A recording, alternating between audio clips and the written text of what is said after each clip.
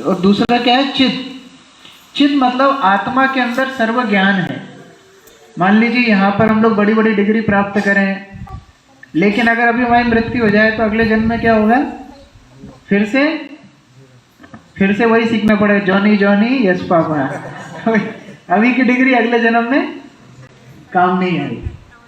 तो उसी प्रकार से आत्मा नहीं होती। आत्मा क्या होती है? आत्मा के अंदर पूर्ण ज्ञान हमेशा शाश्वत रूप से रहता है। और तीसरी चीज होती है आनंद। इसलिए हम सब लोग आनंद ढूंढते हैं। हम लोग माया पर आए हैं तो भी हम लोग क्या ढूंढ रहे हैं? आनंद ढूंढ रहे हैं। कह रहे कैसे तो मजा मिले, मजा कराओ प्रभु जी। लेक्चर सुनना है तो लेक्चर में भी मजा आना चाहिए, नहीं तो मोबाइल चलाने लगेंगे, नहीं तो इधर उधर पड़ोसी से बात करने लगेंगे। हमको मजा चाहिए। हर व्यक्ति को आनंद चाहिए। जब शिल प्रभुपाद को कौन कौन नहीं जानता है? नहीं जानते हैं प्रभुपाद को, पहली बार नाम सुन रहे हैं, ऐसा कोई नहीं। तो शिल प्रभुपाद ने इस्कॉन की संस्थापना की आज से 50 साल पहले। तो उन्होंने जब विदेशों में प्रचार किया और एक पुस्तक लिखी, पूर्ण लीला पुरुषोत्तम भगवान कृष्ण। कौन कौन ने पुस्तक देखी है? लीला पुरुषोत्तम भगवान कृष्ण एटलीस्ट की पुस्तक देखी है, पढ़ी नहीं है कोई बात नहीं, बस। बाकी लोगों ने पुस्तक देखी भी नहीं है। देखो तो प्रभु। तो लीला पुरुषोत्तम भगवान कृष्ण एक पुस्तक है जो श्रील प्रभुपाद ने लिखी है। और वो पुस्तक में उन्होंने वृंदावन में जो लीलाएं हुई हैं भगवान की, मथुरा में जो लीला हुई है, द्वारका में जो लीला हुई है, उनका विस्तृत रूप से वर्णन किया। तो वो पुस्तक जब विदेशों में भक्तों ने पढ़ी, उसमें सुना कि आप लोग आगे आ जाइए थोड़ा थोड़ा, मैं करंट नहीं दूंगा, थोड़ा थोड़ा आगे आ सकते बच्चे लोग, आगे आ जाए तो उधर पीछे जगह हो जाएगी। आप लोग इधर आ जाइए, सब लोग आगे आ जाइए थोड़ा थोड़ा। तो श्रील प्रभुपाद ने जब वो पुस्तक पहली बार विदेशों में प्रस्तुत की और भक्तों ने वो पुस्तक को पढ़ा, तो वो तो कभी भारत नहीं आए थे, वो तो विदेशी यूरोपियन अमेरिकन लोग थे। तो उन्होंने जब कृष्ण पुस्तक में पढ़ा कि वृंदावन में क्या होता है, कल्प वृक्ष होते हैं। कल्प वृक्ष मतलब हर पेड़ के नीचे आप जो मांगेंगे वो आपको मिल जाएगा, जो कल्पना करेंगे वो आपको मिल जाएगा। यहाँ पर पत्थर नहीं है, क्या है? पारसमणि। और ऐसी पारसमणि है, चिंतामणि है। पारसमणि भौतिक होती है, पारसमणि केवल सोना बनाती है, लेकिन चिंतामणि क्या करती है? उसके सामने आप जो मांगेंगे वो मिलता है। आप मान लीजिए पारसमणि को टच करके बोलेंगे कि मुझे सोना चाहिए तो सोना मिलेगा, हीरा चाहिए तो हीरा मिलेगा, और अभी भूख लग रही है तो गुलाब जामुन, फाफड़ा, जलेबी, क्या क्या बोला वो सब मिलेगा। फाफड़ा जलेबी किसी ने बोला नहीं वैसे। तो ये सब मिलेगा। तो उस तरह से चिंतामणि पत्थर होते हैं और कल्प वृक्ष होते हैं। हर चीज यहाँ पर चेतन होती है। आध्यात्मिक जगत में, वृंदावन में हर चीज चेतन होती है। मान लीजिए माताओं ने एक सब्जी पकने गैस पे रखी और वो टीवी सीरियल देखने चली गई, और मान लो अगर आप गोलोक वृंदावन में होते हैं तो सब्जी अपने आप वहां से आवाज लगा देती कि मैं पक गई, क्योंकि हर चीज वहां पर चेतन है। तो इस तरह गोलोक वृंदावन की महिमा है। तो ये सब पढ़ के जब विदेशी भक्त वृंदावन पहली बार आए, बस से नीचे उतरे, तो उनका हार्ट फेल हो गया। क्यों हो गया? कि सामने धूल, मिट्टी, सुअर घूम रहे थे, लोग लड़ रहे थे, दुकानदार खींच रहे थे, पंडे खींच रहे थे, कोई पैसे ज्यादा मांग रहा था। जो हमने शास्त्रों में पढ़ा है और जो हम भौतिक दृष्टि से देखते हैं वो कई बार सेम नहीं होता। तो ये क्या धोखा है क्या? एक बार एक व्यक्ति मरने के बाद यमराज के पास गए हिमालय में, तो उसका विचार हुआ, उसका जजमेंट हुआ कि आपको स्वर्ग में भी जाना है कुछ दिन और नरक में भी जाना है, क्योंकि आपने पाप और पुण्य दोनों की। तो व्यक्ति को जब दूर से दिखाया तो उसने देखा स्वर्ग में लोगों को पकड़ पकड़ के कोड़े बरसाए जा रहे थे, गरम गरम कढ़ाई में फेंका जा रहा था, और बड़े मुष्टंडे लोगों को पीट रहे थे। और नरक में लोग बढ़िया मजे कर रहे थे, दम मारो दम कर रहे थे, वहाँ बढ़िया मजे चल रहे हैं। उसने कहा यार बचपन से तो हमने यही सुना है कि स्वर्ग में आनंद है, नरक में कष्ट है, यहाँ तो कुछ और ही चल रहा है। तुमने सोचा मर के भी थोड़ी देखा था अभी तक, मरे थोड़ी थे अभी, पहली बार ही मरे। तो अभी हो सकता है यही सच हो। तो उससे यमदूतों ने पूछा तुमको कहाँ जाना है, तो उसने क्या बोला, नरक में जाना है। अब जैसे ही नरक में अंदर गया, उसको यमदूतों ने खींच के पिटाई करना शुरू कर दी। बोले अरे बाहर से तो दिखा रहे थे इतना आनंद है। बोले वही तो हमारा एडवर्टाइजमेंट था, हम एडवर्टाइजमेंट नहीं करते तो नरक कौन आता था। स्वर्ग और नरक की जो कहानी है उसका मतलब क्या है कि कई बार हम अपनी भौतिक दृष्टि से असलियत नहीं देख पाते। हम देखते हैं सूरज डूब रहा है, सूरज कभी डूबता है क्या? हम देखते हैं आसमान और धरती बहुत दूर जाके मिल रही है, कभी मिलती है क्या? हम रेत में देखते हैं पानी दिखता है, कभी होता है क्या? तो ये दृष्टि से हम हमेशा हर चीज को नहीं देख सकते। हमको देखने के लिए शास्त्र चक्षु चाहिए। क्या चाहिए? शास्त्र चक्षु। शास्त्रों की आंखों से हमको देखना है। इसलिए जब हम इस तरह धाम में आते हैं, जैसे ये मायापुर धाम है, ये आध्यात्मिक जगत है।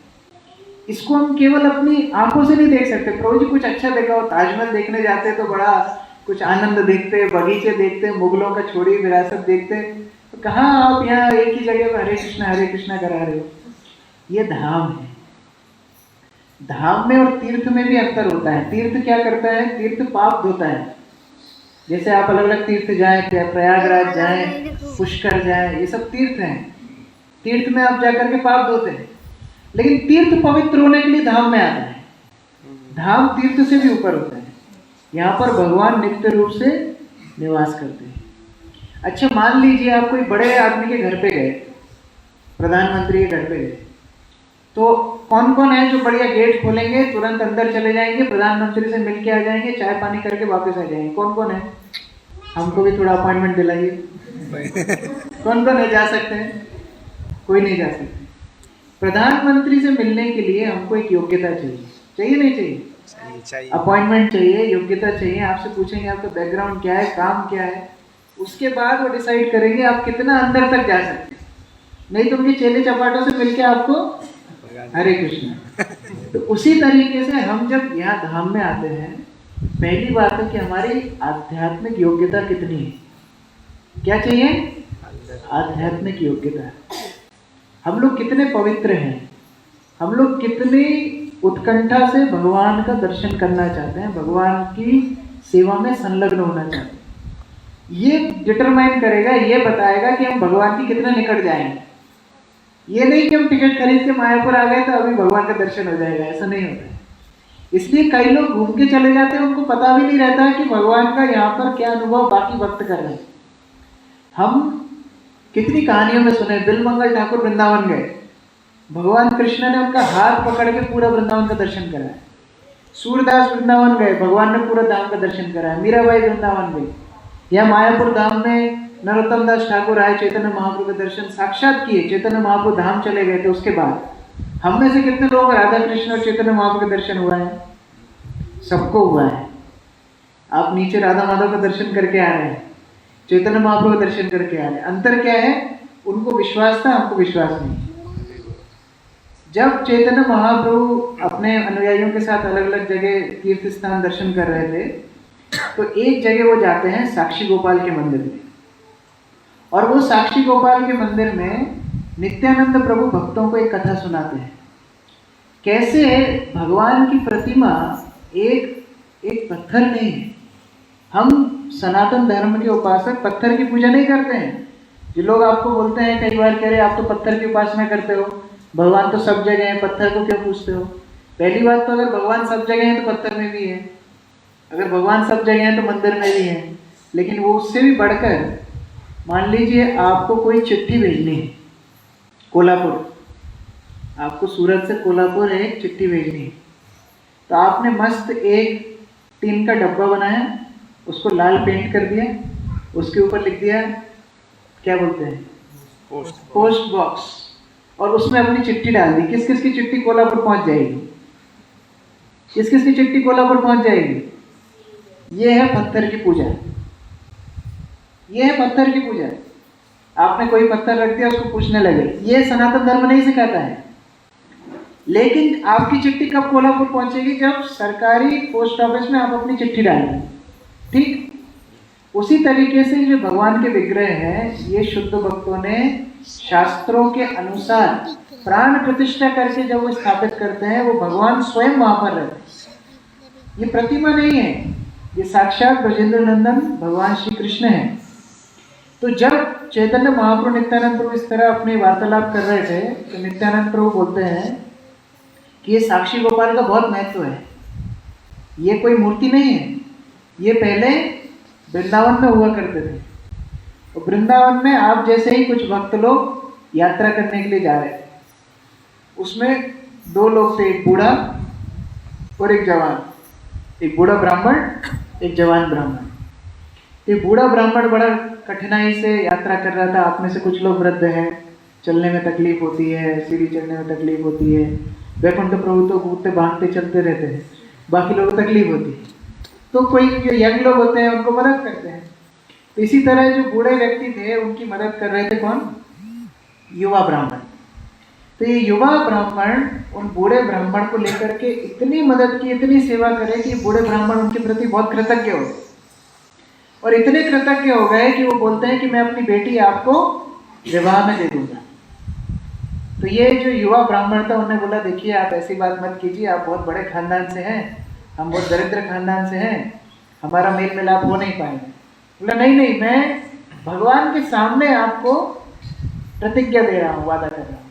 साक्षी गोपाल साक्षी बने, भगवान गोपाल साक्षी बने कि मैं अपनी बेटी आपको विवाह में दूंगा। ठीक है, दोनों गांव वापस आ गए। बूढ़े ब्राह्मण ने घर पे जब ये बात बताई तो ब्लैकमेलिंग शुरू हो गई।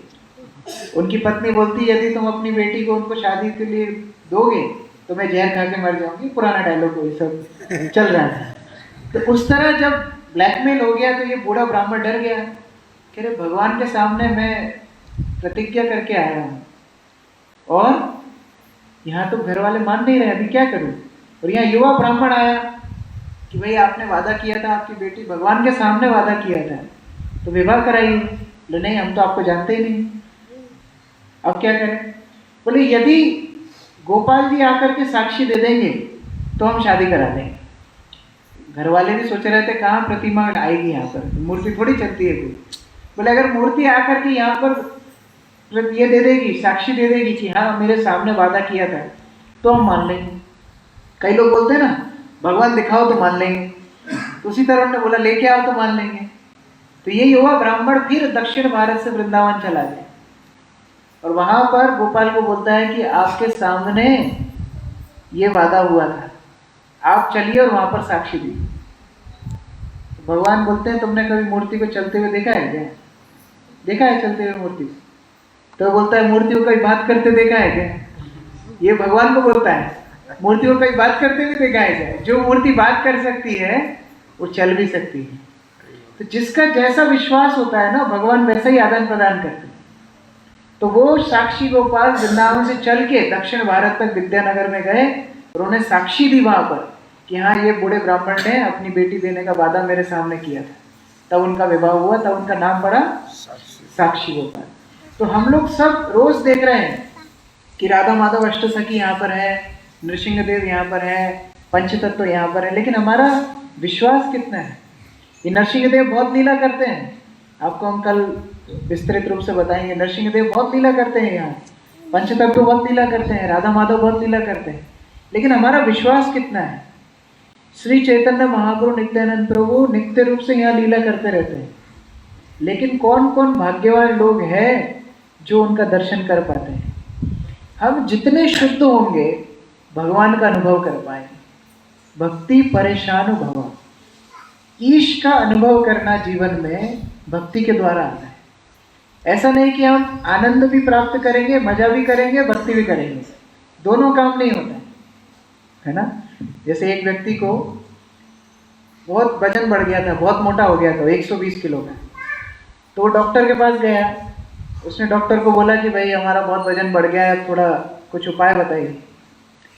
तो डॉक्टर ने बोला तुमको रोज 2 रोटी खाना है, 1 कटोरी चावल, 1 कटोरी दाल, ये तुमको खाना है। तो डॉक्टर साहब खाने के पहले खाना है कि खाने के बाद खाना है? मुश्किल वही है। क्या मुश्किल है? हम लोग बिल्कुल भी अपने आप को कष्ट नहीं देना चाहिए, अपने शरीर को थोड़ा सा भी कष्ट नहीं देना चाहिए। ये हमारी मुश्किल है। भगवान सस्ते लोगों को नहीं मिलते हैं, भगवान सस्ते लोगों को नहीं मिलते। मान लीजिए अभी कुछ दिन पहले धनतेरस थी, आप लोग सोना खरीदने चांदी खरीदने गए होंगे, तो मान लीजिए घर से बाहर निकले, एक व्यक्ति वहां पर एक दरी बिछा करके ये आधे आधे किलो की सोने की ईंट बेच रहा है फुटपाथ पे, बोल रहा है 100 रुपये 100 रुपये आधा किलो सोना ले जाओ। कौन कौन खरीदेंगे? कौन कौन खरीद लेंगे? 100 रुपये में आधा किलो सोना कौन कौन खरीद लेंगे? वेरी गुड, 1 2 3 4, ये सब ठग जाएंगे, क्योंकि 100 रुपये में आधा किलो सोना कोई नहीं मिल सकता है, कभी भी नहीं मिल सकता। हमारे साथ समस्या यही है, आध्यात्म भी हम चाहते हैं और हम गंभीर भी नहीं होना चाहते। आध्यात्म चाहिए, धार्मिक, कोई हमको बोलते अरे तुम तो अधार्मिक हो, तुम नास्तिक हो, तो बड़ा बुरा लग जाता है। लेकिन हमको धार्मिक बनने के लिए जो पवित्रता चाहिए, तो थोड़ा रास्ता दे दीजिए, रास्ता दे दीजिए। धार्मिक बनने के लिए जो पवित्रता चाहिए, वो पवित्रता भी हम लोग नहीं चाहते।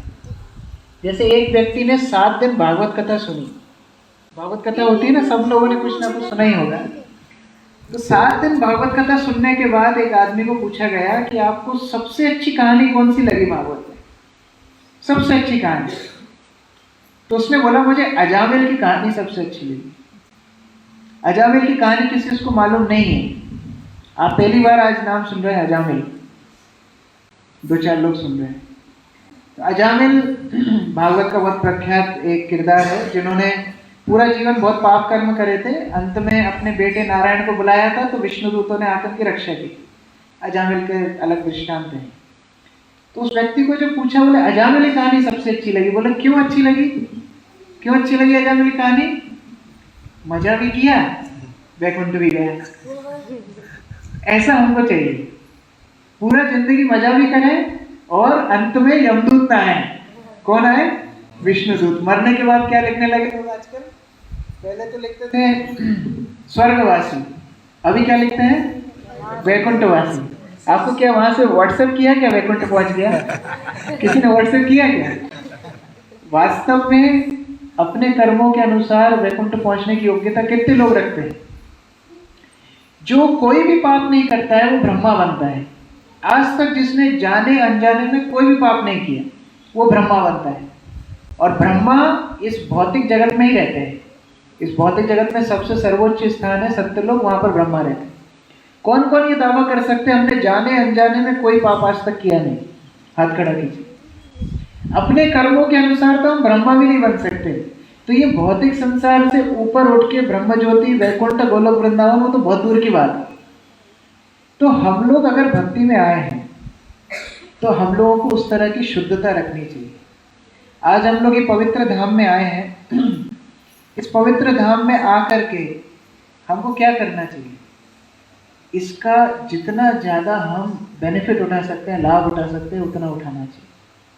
धाम में आकर के हम लोग क्या क्या कर सकते हैं उसके ऊपर विचार करना चाहिए, ना कि केवल हमको ये सोचना चाहिए कि इधर भागो उधर भागो, ये देखो वो देखो। फोटो सेशन के लिए धाम नहीं होता है। फोटो खींचने के लिए तो आप दिल्ली चले जाइए, मुंबई चले जाइए, अलग अलग स्थान में चले जाइए। हम लोग धाम की यात्रा क्यों करते हैं? पवित्र होने के लिए करते हैं। भगवान से खोया हुआ हमारा संबंध को दोबारा स्थापित करने के लिए होते हैं। हमारे भारतवर्ष में प्राय बहुत सारे तीर्थ स्थान हैं, लेकिन 3 धाम प्रमुख हैं। कौन है वो 3 धाम? पहला है श्रीधाम वृंदावन। वृंदावन धाम में जो कोई व्यक्ति जाता है वो व्यक्ति भगवान श्री राधा कृष्ण की कृपा को प्राप्त कर सकता है, उधर की धूल में लोट लगा करके। केवल श्रीधाम वृंदावन में धूल में लोट लगा करके व्यक्ति राधा कृष्ण की कृपा प्राप्त कर सकता है। दूसरा प्रमुख धाम हमारे भारतवर्ष में है पुरुषोत्तम क्षेत्र जगन्नाथपुरी। कौन कौन जगन्नाथपुरी गए हैं? बहुत अच्छे, तो अगली ट्रिप जगन्नाथपुरी। जगन्नाथपुरी में भगवान की कृपा प्राप्त हो सकती है केवल भगवान का प्रसाद खा के, केवल वह प्रसाद लेकर के भगवान जगन्नाथ की कृपा मिलती है। और तीसरा प्रमुख धाम है श्रीधाम मायापुर। यहाँ पर कृपा प्राप्त करना और भी सरल है। क्या सरल है? केवल दोनों हाथ उठा करके बोलना है हरे कृष्णा कृष्णा कृष्णा हरे हरे, हरे राम राम राम हरे हरे। बस इतना ही करना है। ये श्रीधाम मायापुर का प्रताप है। देखिए वृंदावन धाम, ब्रजमंडल धाम, द्वारका में उनकी सर्वश्रेष्ठ महिमा थी। अभी वृंदावन बहुत कुछ लुप्त हो गया है, बहुत कुछ गुप्त हो गया है। लुप्त और गुप्त। पुरुषोत्तम क्षेत्र की महिमा सतयुग से शुरू हुई है, अभी भी है, वो तो चलती रहेगी। लेकिन ये श्रीधाम मायापुर ये कलयुग का धाम है। क्योंकि कलयुग का क्या धर्म है? कलौ तद हरि कीर्तनात्। कलयुग में क्या धर्म है? युग धर्म क्या है? हरिनाम संकीर्तन। और वो हरिनाम संकीर्तन के प्रणेता कौन है? किसने दिया हरिनाम संकीर्तन? भगवान श्री चैतन्य महाप्रभु। इसलिए उनका ये जो मायापुर धाम है ये कलयुग का धाम है। इसलिए ये लेटेस्ट अवतार है, लेटेस्ट अवतार। तो यहाँ पर आकर के जो हम कृपा प्राप्त कर सकते हैं वो बड़े बड़े यज्ञ साधन से नहीं कर सकते, बड़े बड़े तप से नहीं कर सकते, बड़े बड़े यज्ञ से नहीं कर सकते, बड़े बड़े व्रत से नहीं कर सकते। इस तरह हम लोग ये मायापुर धाम में आकर के बहुत ही भाग्यशाली हैं। तो हम लोगों को पूर्ण प्रयास करना चाहिए कि कैसे हम लोग ज़्यादा से ज़्यादा मायापुर धाम में भगवान की सेवा में संलग्न हो सके। देखिए हम लोगों ने अपने जीवन में बहुत लोगों को सेवा की है ना। चैतन्य चरितामृत बताती है कि 6 लोगों को हमने सबने सेवा की। कौन है वो 6 लोग? मम्मी पापा भाई बहन नहीं, 6 लोग। पत्नी कौन बोला? पत्नी सबकी नहीं होती है। तो 6 लोगों को सबने सेवा की है, दिन रात सेवा की है, हर जन्म में सेवा की है। कौन है वो 6 लोग? हाँ, काम, क्रोध, लोभ, मद, मोह, मात्सर्य। ये 6 चीजों को हमने दिन रात सेवा की है। जब भी हमारी काम वासना ने हमको बोला हम उधर मुड़ गए। जब भी नाक में बोला चाट पकौड़ी है उधर ही मुड़ गए, गाड़ी उधर ही रुक गई। हाँ? जो हमको इंद्रियों ने बोला वो हमने काम किया। लेकिन वो इंद्रियों ने, वो 6 अनर्थों ने हमारे ऊपर थोड़ी भी दया नहीं दिखाई, थोड़ी भी दया नहीं दिखाई। कौन कौन ऐसा बोल सकता है कि हाँ मैंने 50 साल अपनी इंद्रियों का मैंने दमन किया है और आज मेरे सामने कुछ भी आ जाए मैं विचलित नहीं हो सकता? कौन ये प्रस्ताव दे सकता है? कौन बोल सकता है छाती ठोक के हाँ मेरे सामने कोई भी प्रस्ताव आ जाए, 6 अनर्थ में से कोई जाके खड़ा हो जाए, मैं उनको मना कर सकता हूँ? इसका मतलब क्या है? पूरा जीवन जिसकी हमने सेवा की वो हमारी सेवा से अभी तक खुश नहीं है। लेकिन आज हम लोग भगवान की शरण में आए हैं। ये भगवान हमारे साथ जन्म जन्मांतर में हमारे हृदय में हमारे साथ चल रहे। हम लोग कुत्ते बने, सुअर बने, भेड़ बने, बकरी बने, क्या क्या नहीं बने। कौन कौन गए आपके साथ? आप एक नौकर रखिए, उसको बोलिए हम 50,000 रुपये सैलरी देंगे, आपको हमारे साथ टॉयलेट जाना है, सुबह हम टॉयलेट करेंगे बैठ के, आपको वहाँ पंखा करना है। कौन कौन रख सकता है इस तरह नौकर?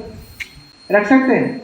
नौकर छोड़ दो, आपका पुत्र है, आपने अपने पुत्र को बोला बेटा तुम मुझसे बहुत प्यार करते हो, मैं जब पैखाना में जाऊंगा मेरे साथ बैठना है। कौन कौन का बेटा बैठेगा? बैठेगा? परमात्मा बैठते हैं हमारे साथ।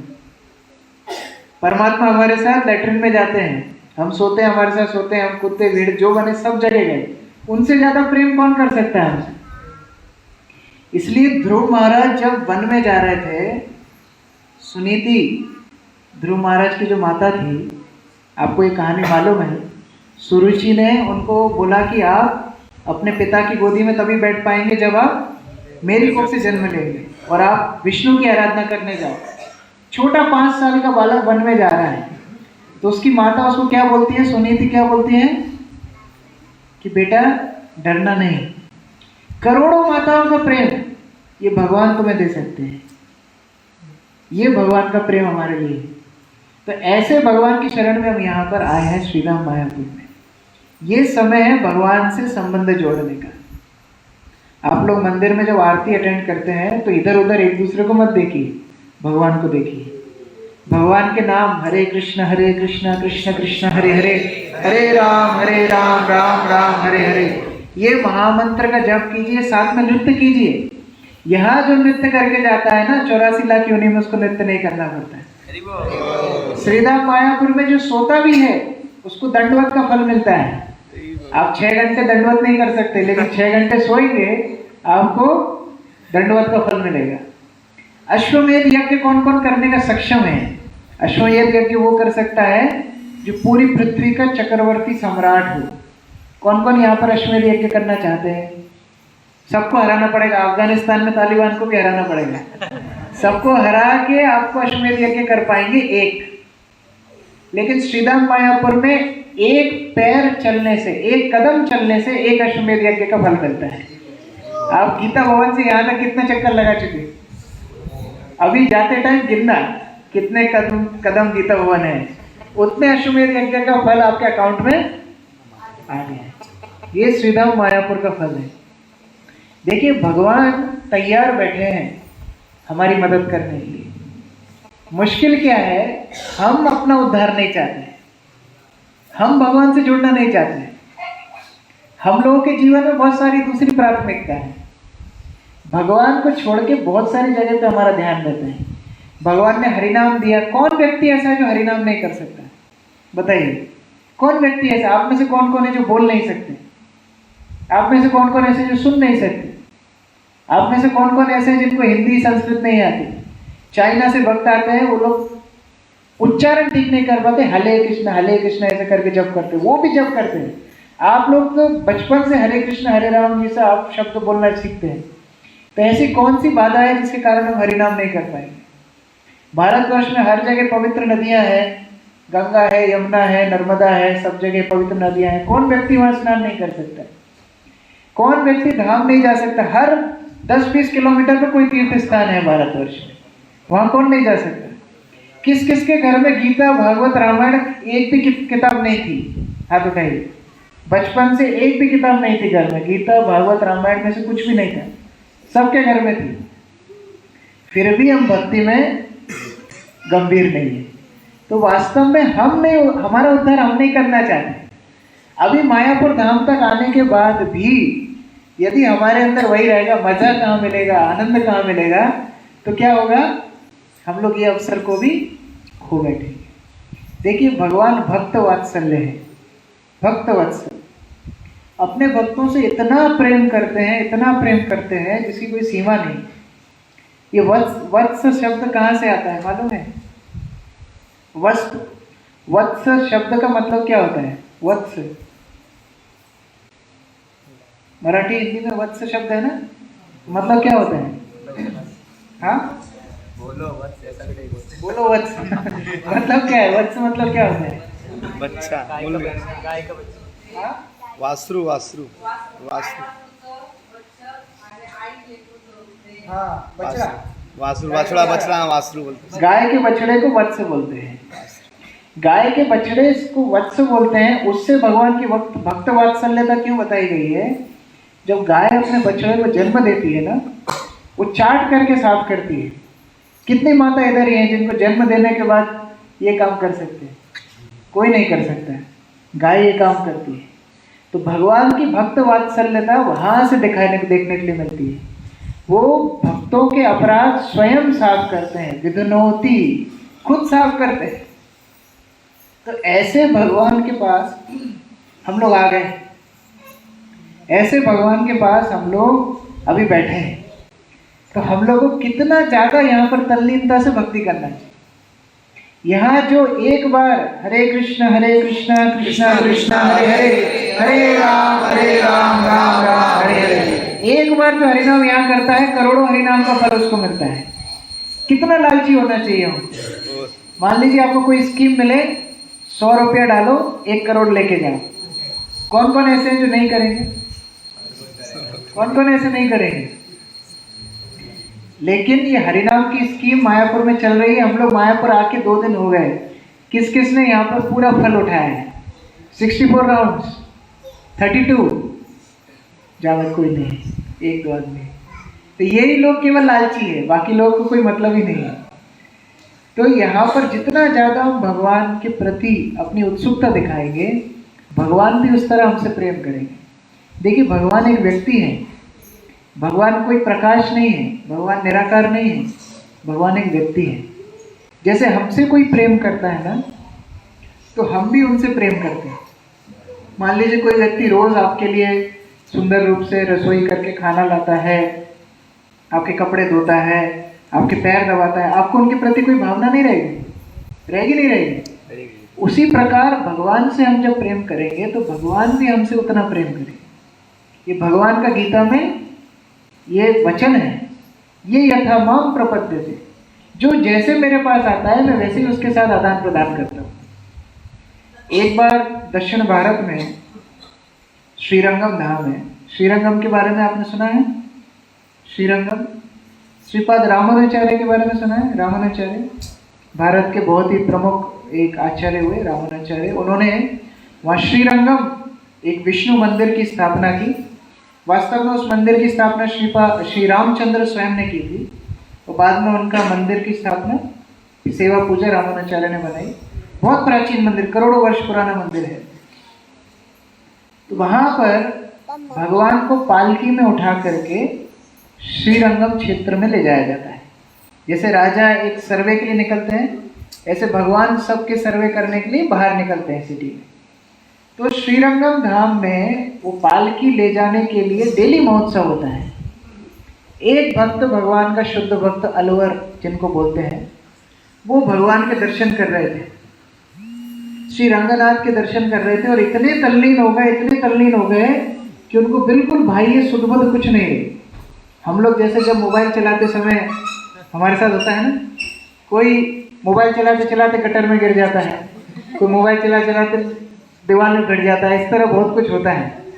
तो हम लोग जैसे अपनी इंद्रिय तृप्ति के लिए संलग्न हो जाते हैं, उसी प्रकार भक्त लोग भगवान का दर्शन करते समय संलग्न हो जाते हैं। तो इतना संलग्न वो भक्त हो गया कि उसको बाहर की बिल्कुल सुध-बुध नहीं रही, और ऐसी अवस्था में वो भगवान का दर्शन कर रहा था, और पालकी वाले लेके आए, पालकी में भगवान को बिठा के ले जाएंगे, और वो रास्ते में खड़ा था, आवाज सुन नहीं रहा था। एक पुजारी को गुस्सा आया, उसने नारियल उठा के उसके सिर पे मारा। अब नारियल सिर पे मारेंगे तो क्या होगा? नारियल फूट जाएगा ना, क्या होगा? हाँ, अपना उनके सिर पे चोट लग गई, खून बहने लगा, वो नीचे गिर गए। लेकिन ज्यादा किसी ने ध्यान नहीं दिया। पालकी लेकर के पुजारी लोग अंदर चले गए, तो भगवान का पर्दा खुला। पर्दा खोल के हक्के बक्के रह गए। क्यों? भगवान के सिर से खून बहने लगा। ये मैं आपको सतयुग त्रेतायुग की बात नहीं बता रहा हूँ, ये पुरानी बातें नहीं बता रहा हूँ मैं। लोग बोलते हैं ना पौराणिक किसने देखा, ये कलयुग की बात बता रहा हूँ। धारा जैसे प्रवाह हो रही है खून की। पुजारी ने रुई से रोकने का प्रयास किया, रुई लाल हो गई, वहां जितने कपड़े थे वो लाल हो गए, भगवान का खून रुक ही नहीं रहा है। पुजारी लोग रोने लगे, क्या हो गया, क्या अपराध हो गया? भगवान बोलते हैं, वहां मेरा एक भक्त पड़ा है, उसको तुमने कष्ट पहुंचा है, पहले उसको उठाओ। ये विग्रह बोलते हैं, ये भगवान स्वयं है। ये पागल लोग नहीं है जो दिन रात उठ के यहाँ आरती कर रहे हैं, भोग लगा रहे हैं, नृत्य कर रहे हैं। ये साक्षात भगवान है। तो भगवान बोले कि वो भक्त पड़ा है उधर, उसको उठाओ। उन भक्तों को उठा दिया, उनका मल्लम पट्टी कर दी। अब भगवान का विग्रह उठाने के लिए कोशिश करने लगे, भगवान का विग्रह ही नहीं उठ रहा है। बोले भगवान अब तो उसको संभाल लिया हमने। बोले नहीं, पहले उसको मेरी पालकी में बिठाओ और पूरे रंग क्षेत्र में पहले उसकी पालकी निकालो, फिर मैं उठूंगा। ये भगवान की भक्त वात्सल्यता होती है, ये भगवान का प्रेम होता है। तो जो हम कल्पना नहीं कर सकते, जो हम कल्पना नहीं कर सकते, उस स्तर का प्रेम भगवान हमको देना चाहते हैं। तो हम लोग बहुत ही भाग्यशाली हैं जो हम श्रीधाम मायापुर में बैठे हैं। और आप लोग कल्पना नहीं कर सकते, आप लोग जो तीर्थ स्थान दर्शन करके आए हैं, अभी हम केवल गेट देख के आए हैं। जैसे प्रधानमंत्री घर का गेट देख के आपको क्या समझ में आएगा अंदर क्या है। अभी हम कुछ दिन पहले भोपाल गए थे और एक बड़े नेता से मिलने के लिए, उनके गेट देख के ऐसा लग रहा था ये कौन रहता है इधर, चपरासी भी नहीं रहता। गेट देख के ऐसा लग रहा था, लेकिन गेट से जब अंदर घुसे तब देखने के लिए मिला, अरे इतना आलीशान सब है। तो ऐसे जो आप अभी धाम दर्शन करके आ रहे हैं ना, श्रीधर श्रीधर कुलावेचा का आप श्रीपाठ देख के आए, मुरारी गुप्त का देख के आए, चैतन्य मठ में भक्ति सिद्धांत सरस्वती का देख के आए, श्रीवास आंगन देख के आए, योगपीठ देख करके आए, अद्वैत वट देख के, ये सब आप जो देख करके आए, अभी केवल आप गेट देख करके आए हैं। कैसे गेट देख करके आए? हम तो अंदर भी गए थे प्रभु जी, अंदर गए थे ना दर्शन करने? नहीं, अंदर शरीर गया था, अभी केवल गेट देखा है। जब भक्ति होगी तब भगवान साक्षात रूप में वहां पर दर्शन देंगे। आज से 400 साढ़े 400 साल पहले श्री नरोत्तम दास ठाकुर ने अवतार लिया था। नरोत्तम दास ठाकुर भी हमारी तरह यात्रा करने आए थे, जहां जहां गए थे भगवान ने साक्षात दर्शन दिया था। वृंदावन गए, राधा कृष्ण का दर्शन हुआ, एक चक्र गए, नित्यानंद प्रभु का दर्शन हुआ, मायापुर आए, श्री चैतन्य महाप्रभु का दर्शन हुआ। हम लोगों को दर्शन नहीं हो रहा है क्योंकि अभी हमारे अंदर वो शुद्धता नहीं है। तो हम लोगों को भगवान से प्रार्थना करना चाहिए कि ये भगवान, हम आपके धाम में आए हैं, ये श्रीधाम मायापुर आपका नित्य धाम है, कलयुग का ये प्रमुख धाम है, आप हमको आशीर्वाद दीजिए कि हम आपकी भक्ति में आगे बढ़ सके। ये सेल लगी है। मान लीजिए आप कोई मॉल में जाएं और आपको बोलें कि 10 मिनट का टाइम है, आप जो उठाना उठा लो, क्या करोगे आप? 10 मिनट का टाइम है, मॉल में से जो उठाना, माता लोग क्या क्या उठाएंगे? किधर जाएंगे सबसे पहले? जूते की दुकान पे जाएंगे कि ज्वेलरी की दुकान पे जाएंगे? कहाँ जाएंगे? सोने की दुकान में जाएंगे। प्रभु लोग कहाँ जाएंगे? आईफोन की दुकान में कि मोटरोला की दुकान में? कहाँ जाएंगे? 10 मिनट का टाइम है तो कौन के हाथ में जो लगेगा सब उठा लेंगे, है ना? उसी तरह आपके हाथ में केवल अभी 2 दिन और है। अभी ये 2 दिन में आप जितना महत्व यहाँ का फायदा उठा सकते हैं उठा लीजिए, जितना हरिनाम कर सकते हैं कर लीजिए, जितना राधा माधव के सामने नाच सकते हैं नाच लीजिए। अगर आपके पूरे कपड़े गीले नहीं हुए नाचते नाचते मायापुर आके, तो आपका आना खराब है। मायापुर आके अगर कपड़े गीले नहीं हुए नाचते नाचते, तो मायापुर आना खराब है। जितना नाच सकते हैं नाचिए, जितना गा सकते हैं गाइए, जितना हरि कथा सुन सकते हैं सुनिए। ये धाम को हम आंखों से नहीं देखते हैं, काय से देखते हैं? कानों से देखते हैं। ये धाम को देखना है किससे देखते हैं? कानों से देखते हैं। जितना हरि कथा सुनेंगे धाम में उतना ही लाभ होगा। घर में क्या आप 5 घंटा हरि कथा सुन सकते हैं? 4 घंटा, 3 घंटा, 2 घंटा, 1 घंटा, आधा घंटा? उसमें भी फोन आएगा, उसमें भी कुकर की सीटी बजेगी। यहाँ ना कुकर की सीटी है ना बॉस का फोन है। यहाँ पर आप लोग धाम में पूर्ण रूप से भगवान के लिए समर्पित हो सकते हैं, तो उसका पूरा फायदा उठाइए। और जितना ज़्यादा आप लोग अपने आप को भगवान को देंगे ना, भगवान भी अपना अनुभव आपको कराएंगे। अपने जीवन में अगर हम भगवान का थोड़ा सा भी अनुभव कर पाए तो हमारे जीवन का सफलता है। इसलिए मैं आपसे प्रार्थना करता हूँ, आप लोग मायापुर धाम में आए हैं, इसका पूर्ण रूप से धाम उठाइए। भाग्यशाली लोग ही मायापुर धाम तक आते हैं। करोड़ों करोड़ों लोग दुनिया में घूम रहे हैं, मायापुर धाम में सब लोग नहीं आ पाते। सभी तीर्थों का राजा है ये मायापुर धाम। जब पुष्कर अपने पाप धो धो के, लोगों के पाप धो धो के ओवरलोडेड हो जाता है, बर्डन हो जाता है, यहाँ पर आके लोड लगाता है। जब प्रयागराज ओवरलोड हो जाता है, यहाँ पर आके लोड लगाता है। गंगा जिसमें सब लोग अपने पाप धोते हैं, गंगा यहाँ पर चारों तरफ घूमती है। ये द्वीप है, गंगा चारों तरफ है। क्यों है? क्योंकि गंगा यहाँ पर आके पवित्र होती है। तो ये सभी तीर्थों का पवित्र तीर्थ है श्रीधाम मायापुर। तो इसलिए हम लोग को यहाँ पर पूर्ण रूप से अपने आप को समर्पित करना चाहिए और श्री चैतन्य महाप्रभु की कृपा को प्राप्त करने का प्रयास करना चाहिए। हरे कृष्ण। श्री कलयुग पावन अवतारी श्री चैतन्य महाप्रभु की जय। श्रील प्रभुपाद की जय। श्री श्री राधा माधव अष्ट सखी की जय। डिंडोली भक्त वृंद की जय। ताई गौर प्रेमानंदे। हरे कृष्ण। किसी का कोई प्रश्न है? कोई बात मेरी बुरी लगी हो तो बोल सकते हैं। किसी का प्रश्न था कि जैसे भगवान हमेशा खड़े विग्रह रहते हैं भगवान के, भगवान बैठे हुए विग्रह ऐसे क्यों नहीं रहते? जब घर में कोई छोटा बच्चा रोता है तो माता पिता क्या करते हैं? एक कोने में बैठ के रहते हैं? एक कोने में बैठ के रहते हैं क्या? नहीं रहते। इसी तरह भगवान को हमारी चिंता है। हम लोग कितनी देर किसी का इंतजार कर सकते हैं बताइए, कितनी देर?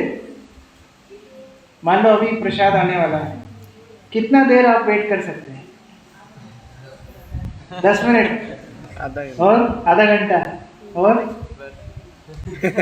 हाँ उससे ज़्यादा नहीं। कितने दिन, कितने देर? भगवान करोड़ों करोड़ों जन्मों से हमारा इसी तरह खड़े होकर वेट कर रहे हैं, इसी तरह वेट कर रहे हैं, इसलिए खड़े रहते हैं। उनको और कोई काम नहीं है, हमको बहुत काम है। हम टाइम निकालते हैं सेंटर में जाने के लिए, बुक डिस्ट्रीब्यूशन में जाने के लिए, कथा में जाने के लिए, हमको टाइम निकालना पड़ता है। भगवान हमसे इतना प्रेम करते हैं, सारा काम दूसरों को दे करके, देवी देवताओं को सारा काम देते, तुम संभालो, मेरे लिए सबसे इंपॉर्टेंट काम है मेरे भक्तों को दर्शन देना, उनकी बात सुनना। वो खड़े हैं, आपका जितना रोना गाना है उधर जाके गाइए, जितनी खुशी की बात है उधर सुनाइए, वो सुनने के लिए खड़े हैं, इसलिए भगवान खड़े रहते हैं। उनकी तत्परता है। द्रौपदी ने जब कुरु सभा में अलग अलग लोगों को पुकारा कि मेरी मदद कीजिए, द्रोणाचार्य को पुकारा, भीष्म को पुकारा, कृपाचार्य को पुकारा, धृतराष्ट्र को पुकारा, अपने पतियों को पुकारा, किसने मदद की? किसी ने मदद नहीं। उसके बाद अपनी साड़ी को पकड़ के भगवान को पुकारा, भगवान नहीं आए। एक हाथ छोड़ के एक हाथ ऊपर करके पुकारा, भगवान नहीं आए। दोनों हाथ छोड़ के साड़ी का पल्लू दांत में दबा के पुकारा, नहीं आए। जब सब कुछ छोड़ के पुकारा, हरे कृष्णा कृष्णा कृष्णा हरे हरे, हरे राम राम राम हरे हरे, जब इस तरह पुकारा तो भगवान आ गए, रक्षा कर ली। बाद में द्रौपदी बोलते हैं, भाई कौन सी एडवेंचर, कौन सी मूवी चल रही थी, हमारे तो प्राण एकदम चले ही गए थे ना। बोले मैं तो तैयार था, बिल्कुल गेट पे खड़ा था, लेकिन तुम्हारा भरोसा पतियों पे था, द्रोणाचार्य पे था, भीष्म पे था, अपने हाथों पे था, अपने दांत पे था, मेरे ऊपर नहीं था। तो जब तुमने सब कुछ छोड़ के मुझे पुकारा तो मैं तो बाहर ही खड़ा था। तो इसी तरह राधा माधव परमानेंट हमारे लिए खड़े हैं, लेकिन हमारा विश्वास बहुत जगह में है। वो छोड़ के जब भगवान को पुकारेंगे तो भगवान अवश्य हमारे जीवन में आएंगे, इसलिए खड़े रहते हैं। प्रभु जी, आपने जो एक लॉकडाउन में राजस्थान के इसमें अपने शिखर में जो लेक्चर दिया था, 2 दिन का सेमिनार था, तो आपने जो बताया था कि जो डीटीज अपने श्राद्ध करते हैं, हर साल श्राद्ध करने आते, तो आपने जो गांव का नाम बताने का बताया था कि दूसरे लेक्चर बताओ, मैंने सुन नहीं पाया था, तो उसका थोड़ा शॉर्ट में अगर बता भी दोगे और वो भी बता दोगे तो अच्छा। ठीक है, ये कहानी तो सुनाएंगे। और किसी का कोई प्रश्न है, छोटा प्रश्न हो तो वो पहले लेके फिर ये कहानी बोलिए। भगवान का रंग, भगवान जो संपूर्ण सौंदर्यवान है, भगवान ने ये रंग क्योंकि भगवान ये बता रहे हैं कि हम काले होके भी सबसे सुंदर हैं, आप गोरे होके भी नहीं हैं। वास्तव में देखिए, जैसे कोई बड़ा आदमी कोई चीज यूज कर लेता है ना, उस चीज की दाम बढ़ जाती है ना। जैसे कोई दुकान में कोई नहीं जाता है, उस दुकान में थोड़ा मोदी चाय पी के जाएगा ना, वो वहां का फोटो लगा लेगा, मोदी चाय पी के गए। उसी तरह से जिसको कोई पसंद नहीं करता है उसको भगवान पसंद करते हैं। काला रंग कोई पसंद नहीं करता है, भगवान पसंद करते हैं।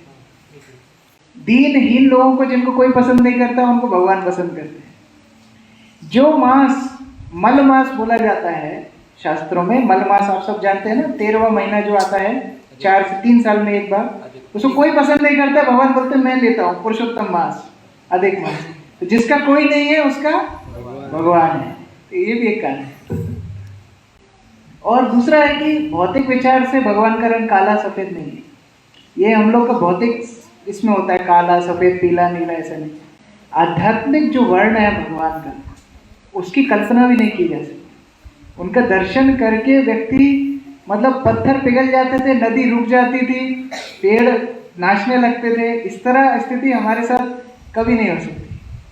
तो ये भगवान का वर्ण आध्यात्मिक वर्ण है। और कोई प्रश्न?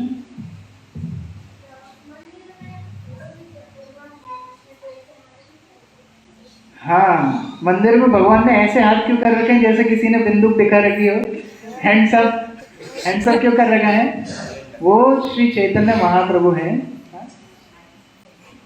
वो श्री चैतन्य महाप्रभु हैं यहाँ पर आप देख सकते हैं ये श्री चैतन्य महाप्रभु हैं जिन्होंने हरे कृष्ण महामंत्र हमको दिया और सबको सिखाया कि आइए मेरे साथ राधा कृष्ण का नाम लीजिए और नाचिए। तो वो चैतन्य महाप्रभु हाथ खड़े करके नृत्य कर रहे हैं और आप सबको बुला रहे हैं हाथ खड़े करके कि मेरे साथ आइए नृत्य कीजिए। तो वो चैतन्य महाप्रभु का नृत्य मुद्रा है। हरे कृष्ण। और कोई प्रश्न? तो वो स्टोरी थोड़ा सा टाइम लेगी 10 मिनट का, तो हम कल उसको सुनेंगे। ठीक है, अभी सबको भूख लग गई, मुझे श्राप देंगे कि पहले दिन इतना टाइम। हरे कृष्ण। ठीक है, कल प्रश्न लेंगे बाकी प्रश्न। हरे कृष्ण। जगत गुरु श्रील प्रभुपाद की जय। गौर प्रेमानंदे। तो कल का शेड्यूल इस तरह है, क्योंकि बाद में आप सब इधर उधर हो जाएंगे, मैं शॉर्ट में बता रहा हूँ। कल हम सब लोग मंगला आरती दर्शन करेंगे। कितने बजे? 7 बजे। कितने बजे? 4:30। कितने बजे? 4:30। कितने बजे? 4:30। 4:30 बजे सबको मंदिर में आना है, मंगला आरती दर्शन करना है। मंगला आरती दर्शन करने के बाद 6 बजे यहाँ पर एक म्यूजियम है नीचे श्री चैतन्य महाप्रभु की लीलाओं पे, उसका हम दर्शन करेंगे। फिर भगवान की